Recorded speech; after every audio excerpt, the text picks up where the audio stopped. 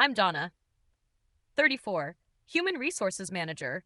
Climbed the ladder for years watching nonsense go down. Now I'm the one making the calls. Time to clean house of the dinosaurs who think it's still 1955. Implementing policies that aren't stuck in the Stone Age. Today starts like any other day until I see the email. David from engineering wants to meet about family leave options. Roll my eyes so hard they almost fall out. Another entitled man thinking he deserves special treatment. Probably wants time off to go golfing while his wife does all the real work. Schedule him for 2 p.m. Give myself time to prepare my talking points. David walks into my office looking nervous. Good. He should be. Starts explaining how his wife just had their first baby. Wants to take parental leave to bond and help with care. I can barely contain my laughter. This is exactly the kind of performative nonsense that undermines real progress. David, I appreciate your enthusiasm, but let's be realistic here.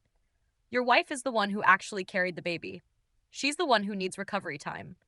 What exactly do you think you're going to contribute that she can't do better? Watch his face change from hopeful to confused. Perfect opening to educate him.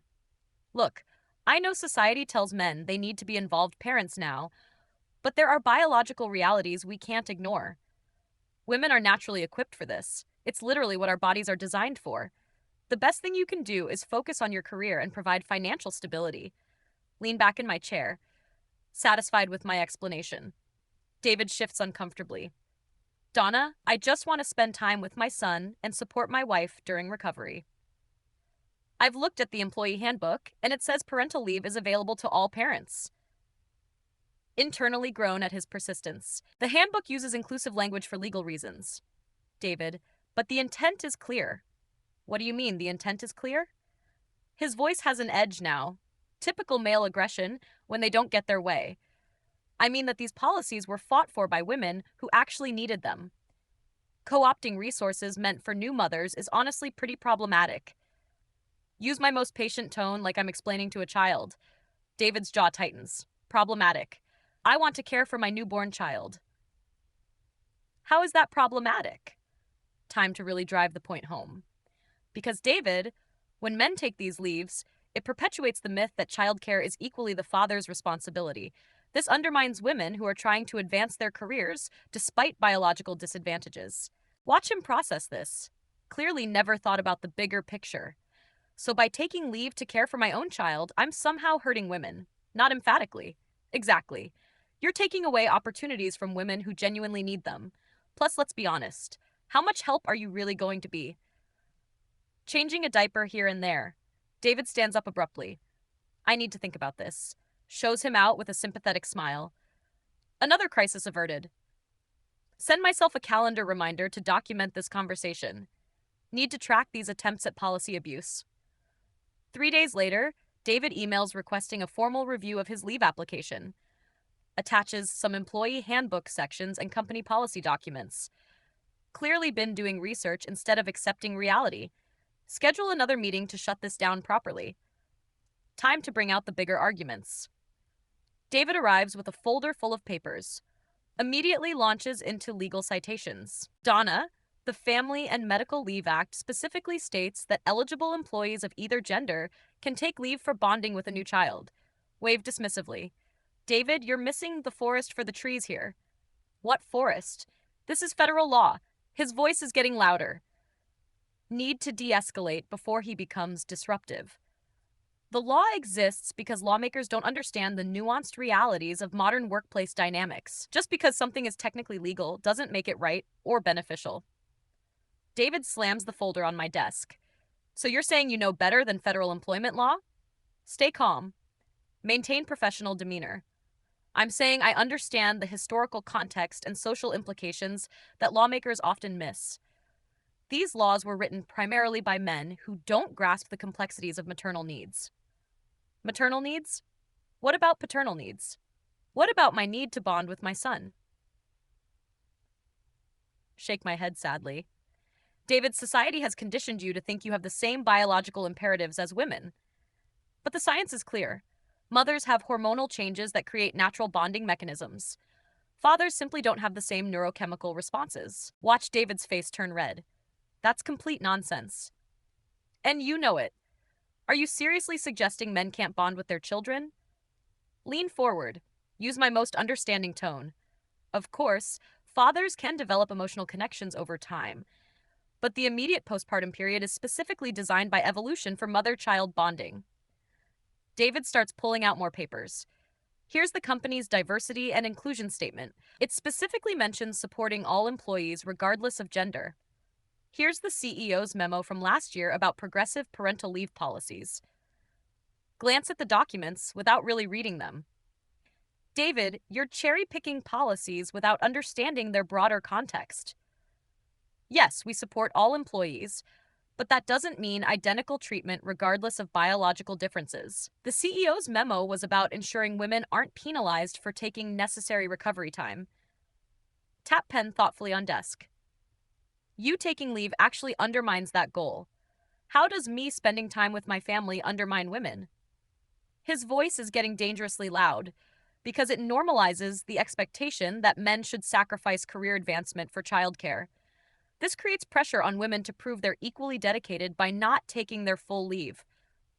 You're essentially creating a race to the bottom. David stares at me like I've grown a second head. That makes no sense whatsoever. If anything, men taking leave normalizes parenting as a shared responsibility. Shake my head patiently. That's exactly the kind of surface level thinking that perpetuates systemic inequality. Surface level thinking. I have a law degree, Donna. Internally roll eyes. Typical male credential dropping. Academic credentials don't necessarily translate to understanding lived experiences. Have you ever been a new mother?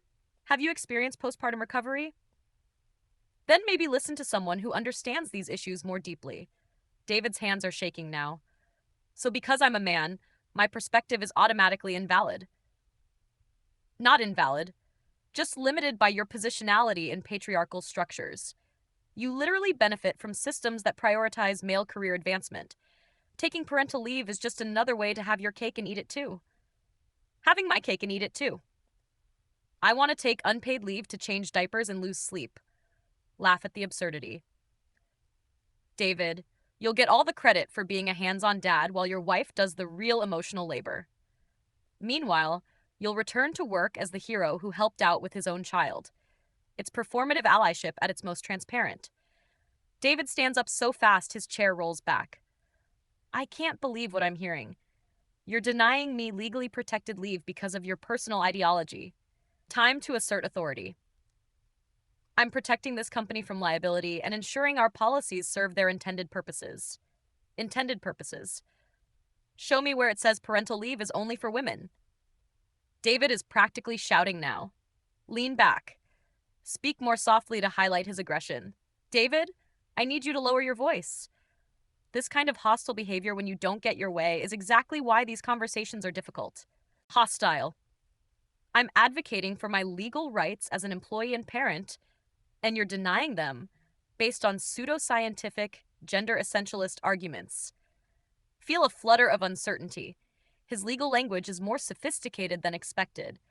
David, let's take a step back and consider the practical implications. The practical implications are that I want to spend time with my newborn son, and you're preventing that because you think men are biologically incapable of child care. Try a different approach. That's not what I said. I'm talking about optimizing limited resources. If both parents take extended leave, it creates coverage issues and sets unrealistic precedents. David pulls out his phone, starts reading directly from the screen. According to the Employee Handbook, Section 4.7, quote, all eligible employees may take up to 12 weeks of unpaid parental leave following the birth or adoption of a child. Section 4.8 and 8, leave may be taken by either parent and is not subject to approval based on gender, role, or perceived necessity. Feel heat rising in my cheeks.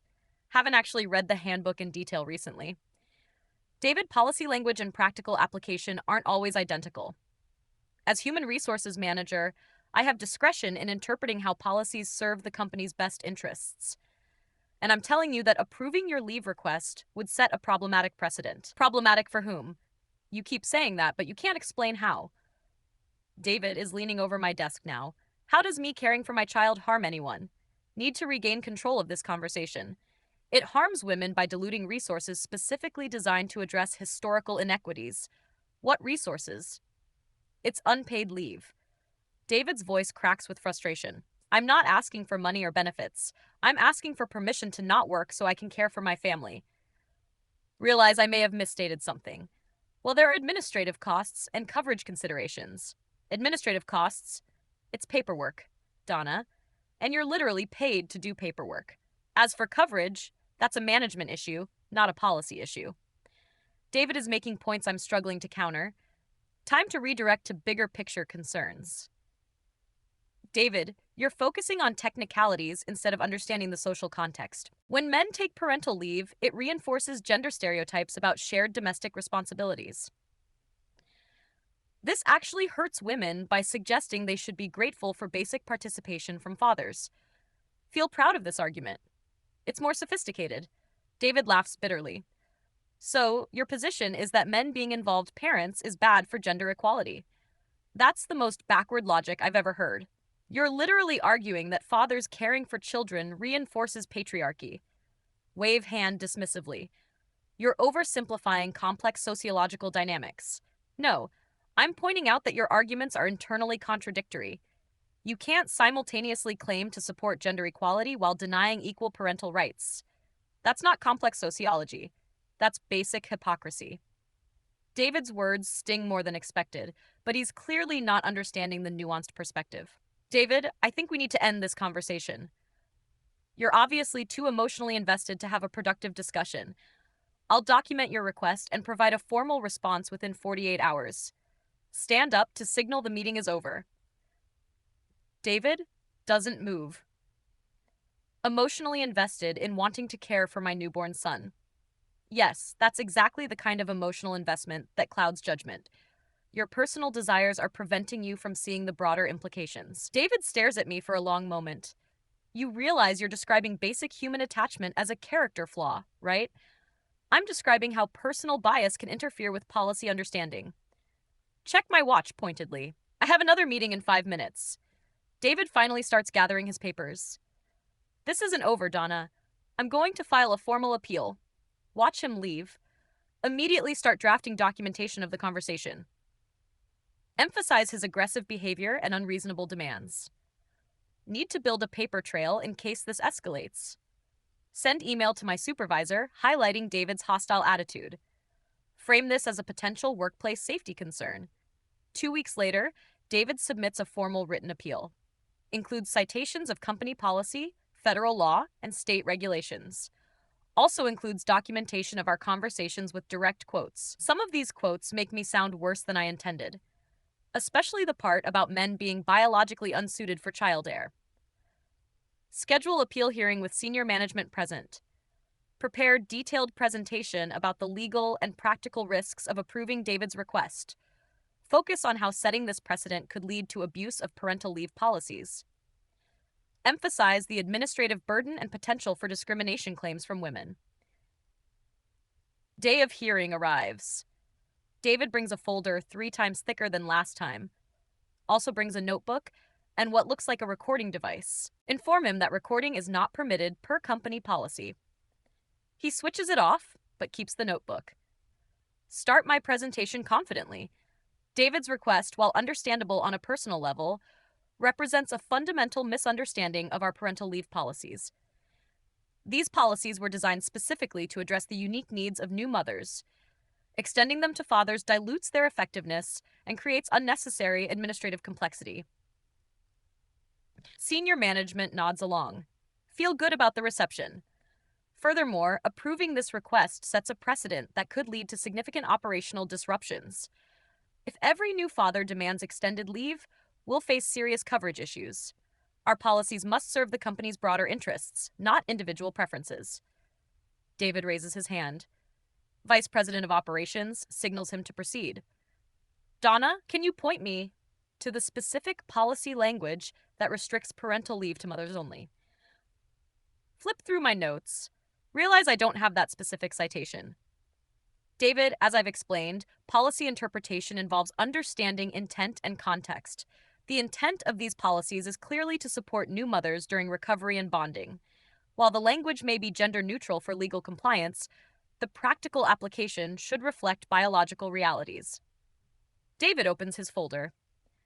So you're saying the written policy doesn't actually mean what it says? That's correct.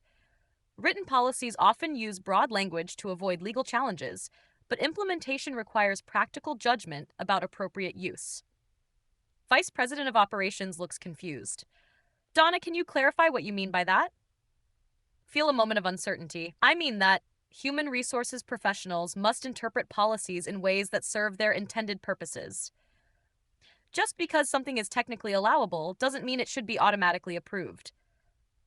We have to consider broader implications and potential for abuse. David stands up with respect. Donna has been making arguments based on her personal beliefs about gender roles, not company policy. She's told me repeatedly that men are biologically unsuited for childcare. She's argued that fathers bonding with children somehow hurts women. None of these arguments appear anywhere in our written policies. Vice President looks at me expectantly. Donna, is that an accurate characterization of your position? Feel defensive. David is oversimplifying complex conversations about workplace equity and resource allocation. My position is based on research about optimal policy implementation and gender dynamics. David pulls out a document. I'd like to read from the company's diversity and inclusion statement approved by this same senior management team. Quote, We are committed to creating an inclusive workplace where all employees can thrive regardless of gender and where traditional assumptions about family roles do not limit career opportunities. End quote. Room is getting uncomfortably quiet. David, that statement supports my position. Traditional assumptions about family roles shouldn't limit women's career opportunities. When men take parental leave, it reinforces those traditional assumptions. Realize immediately that this logic doesn't quite work. David pounces on the contradiction. So your interpretation is that supporting male employees' parental rights somehow limits women's career opportunities. Can you explain the specific mechanism by which that works? Scramble for a coherent explanation. When resources designed for women are redirected to men, it creates a zero-sum competition. What resources? You keep mentioning resources, but this is unpaid leave. The only resource involved is administrative processing, which is your job. Are you saying that doing your job for male employees somehow disadvantages female employees? David's questions are becoming harder to answer coherently. Vice President interrupts. Donna, I'm confused about your reference to research on optimal policy implementation. Can you provide specific citations for this research? Feel heat rising in my face. The research is widely available in human resources and organizational psychology literature. I'd like specific citations, please. Flip through my notes frantically. I don't have the exact citations with me, but the principles are well established in the field. David smirks, perhaps because that research doesn't exist. Feel anger flaring. David, your confrontational attitude throughout this process has been unprofessional.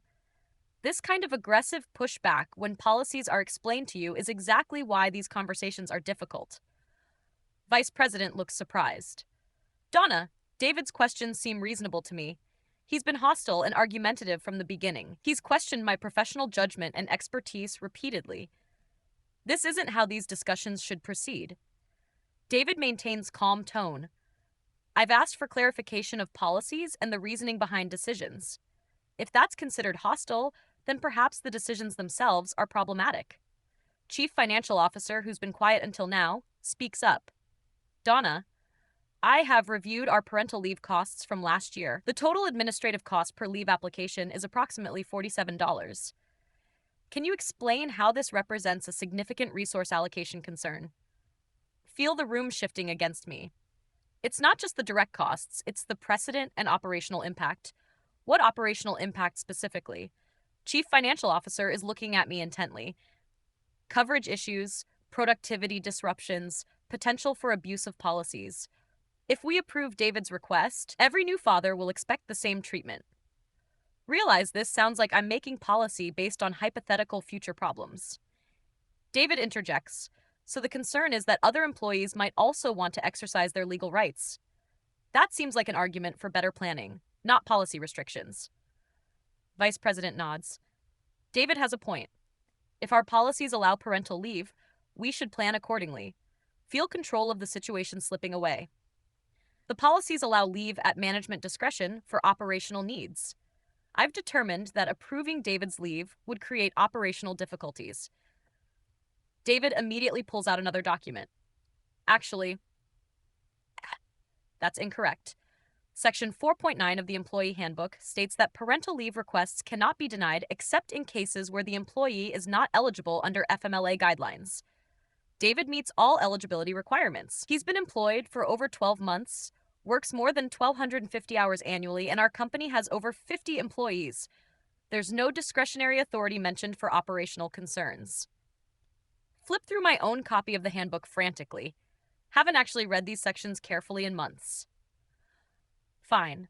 Section 4.9. David is completely correct.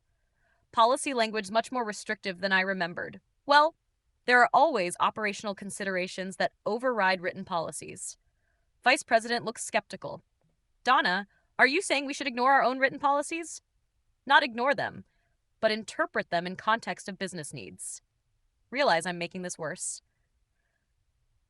Written policies can't account for every specific situation. David leans forward. What specific operational need is threatened by my leave request? I'm asking for 12 weeks of unpaid leave starting in 2 weeks. My current projects can be reassigned or delayed. My manager has confirmed that coverage is manageable. What specific operational need overrides my legal right to parental leave? Can't think of a specific answer. There are always cascading effects that aren't immediately obvious. Workflow disruptions, client relationship impacts, team morale issues. David pulls out yet another document. I spoke with my manager about operational impact. Here's his written statement that my leave request poses no significant operational challenges. Room is completely silent. Everyone is looking at me expectantly. Realize I have no substantive operational argument, only ideological objections that I can't articulate without sounding discriminatory. I still believe this sets a problematic precedent.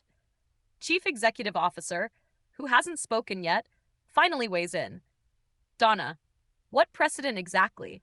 That we follow our own policies, that we comply with federal employment law, that we treat all employees equally regardless of gender. Feel my face burning. The precedent that these policies can be used outside their intended scope. And what was the intended scope? Chief Executive Officer's voice has an edge now to support new mothers during recovery and bonding. Based on what? David has shown us policy language that clearly applies to all parents. Are you saying we should ignore the plain language of our own policies? Feel cornered. I'm saying that practical implementation requires judgment about appropriate use. David speaks up again. Appropriate according to whom? The federal government says I'm entitled to this leave. Company policy says I'm entitled to this leave. My manager says granting the leave poses no operational problems. On what basis are you determining that my use is inappropriate? Long pause while I try to formulate an answer. Realize that every argument I want to make sounds discriminatory based on my professional judgment about resource allocation and policy optimization. Chief Executive Officer stands up. Donna, I think we need to take a 15-minute recess.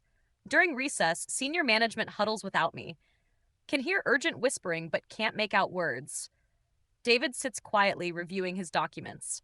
Feel growing sense of dread. This isn't going the way I expected at all. When we reconvene, Chief Executive Officer speaks first. Donna, after reviewing David's materials and discussing the situation, we have significant concerns. It appears that David's leave request should have been approved immediately under existing policy. Can you explain why it wasn't? Try one more time. Because I believed it represented an inappropriate use of policies designed for different circumstances. Different circumstances? You mean circumstances involving women? Yes. Policies designed to address the unique needs of new mothers. Chief Executive Officer looks at Vice President, then back at me. Donna, that's gender discrimination. Feel my stomach drop. No, it's practical policy implementation based on biological realities. Donna, denying benefits to employees based on their gender is the definition of discrimination. Even if you believe your reasoning is sound, the law doesn't allow for that kind of differential treatment. Look around the room desperately. No one is meeting my eyes except David. David speaks calmly. I'd like to file a formal discrimination complaint. Feel the blood drain from my face. David, I think we're all overreacting here. This has been a misunderstanding about policy interpretation. Nothing more than a good faith disagreement about implementation.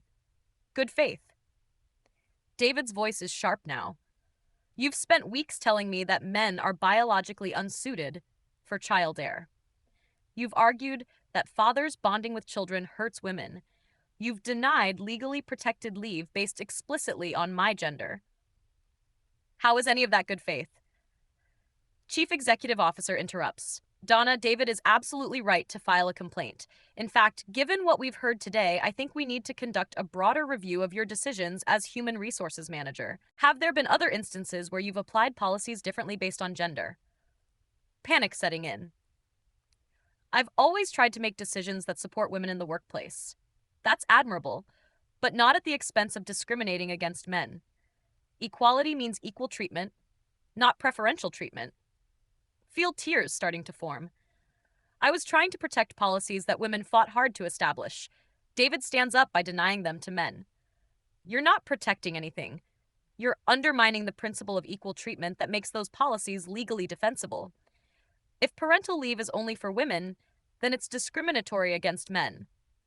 If it's for all parents, then it has to be available to all parents.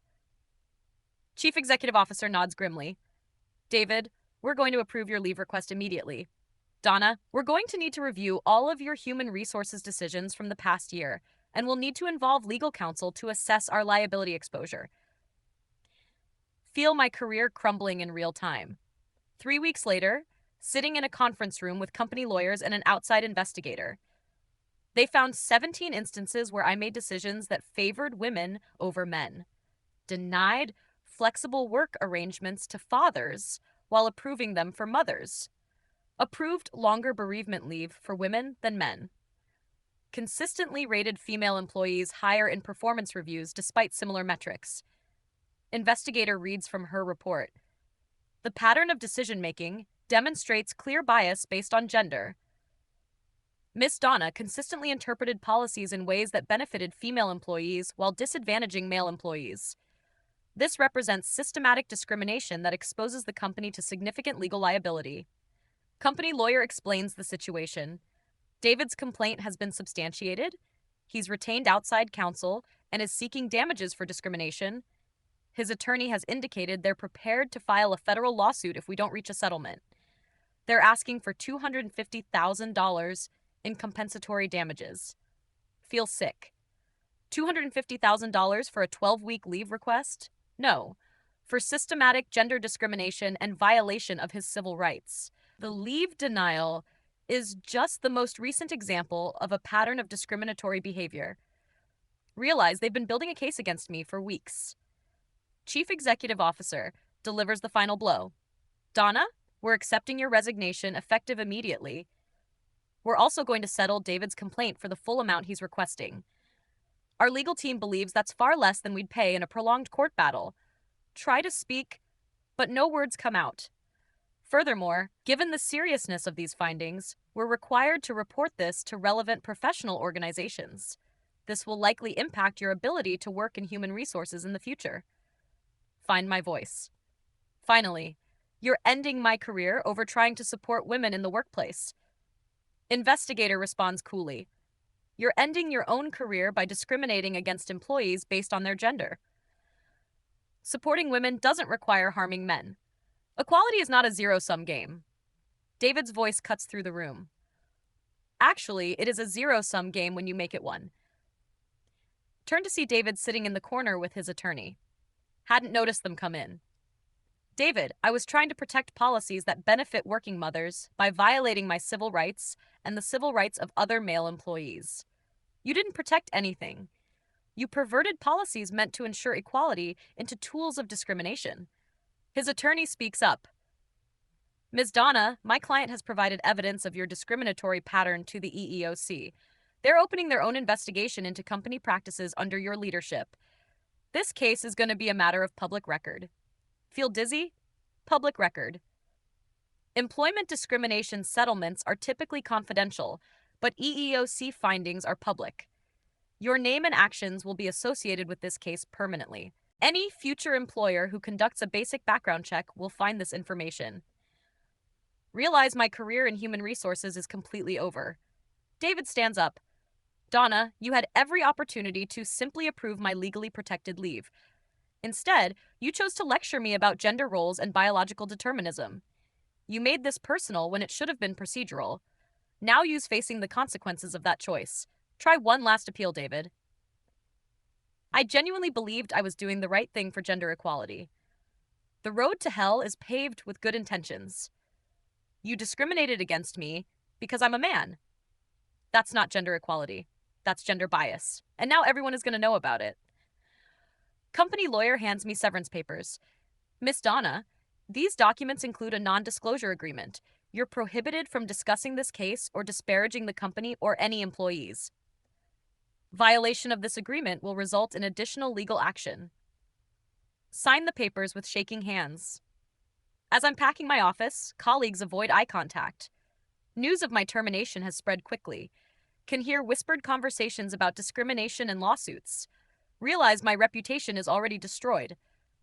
This story will follow me for the rest of my career. 6 months later, still unemployed. Every human resources position I apply for requires background checks. EOC report comes up immediately. Had 3 interviews where they asked direct questions about the discrimination findings. Couldn't explain my actions without sounding either incompetent or biased. Neither option leads to job offers. See David at a coffee shop near my apartment. He's with his wife and baby. They look happy and relaxed. He took his full 12 weeks of leave, bonded with his son, returned to work with a promotion and public recognition for his advocacy. While I'm facing permanent career destruction, consider approaching him.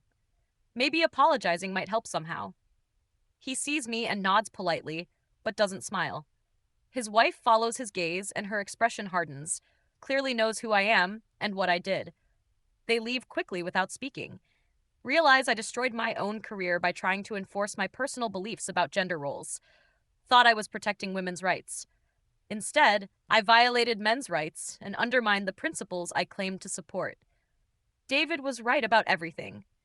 Equality means equal treatment, not preferential treatment based on gender. Now facing permanent professional exile, 6-figure settlement that will be talked about in human resources circles for years, public record of discrimination that follows me everywhere, all because I couldn't accept that fathers have the same parental rights as mothers. If this confession kept you hooked, make sure to subscribe, like, and share. We share powerful true stories every day that explore the complex realities of life.